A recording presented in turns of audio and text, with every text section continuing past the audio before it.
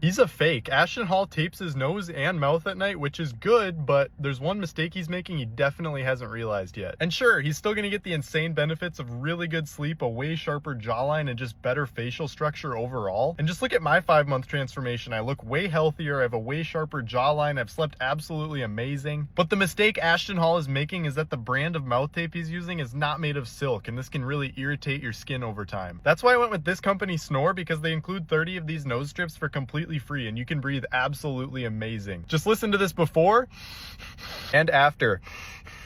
The best part is these are even on sale right now. I dropped the link below.